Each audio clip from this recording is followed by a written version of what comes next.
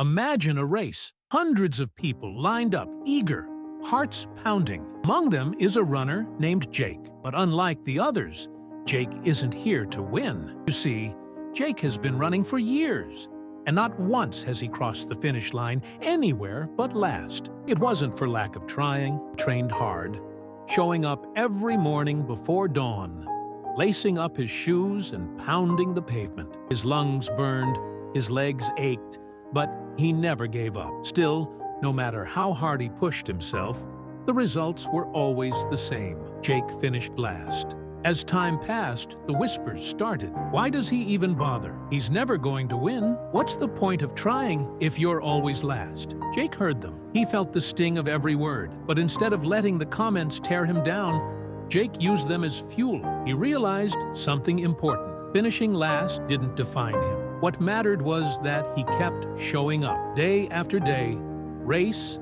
after race, he showed up when others quit, when others gave in to doubt, and something incredible happened. At one particular race, a young boy noticed Jake running at the back of the pack.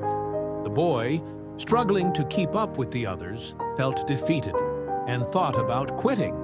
But he saw Jake, steady and determined, pushing forward despite being last. The boy kept going, inspired by the man who never gave up. As they crossed the finish line, far behind the others, the boy turned to Jake and said, "Thanks for not quitting. Because you didn't, I didn't." Jake smiled. In that moment, it clicked. His worth wasn't tied to his place in the race. It was in his resilience, his refusal to quit, and the inspiration he gave others along the way. You see, life isn't always about finishing first. It's about showing up, giving your best, and not letting fear of failure hold you back. Jake may never win a race, but every time he crosses the finish line, he wins something much greater. The knowledge that he kept going when it mattered most. And that, in the end, is what truly counts.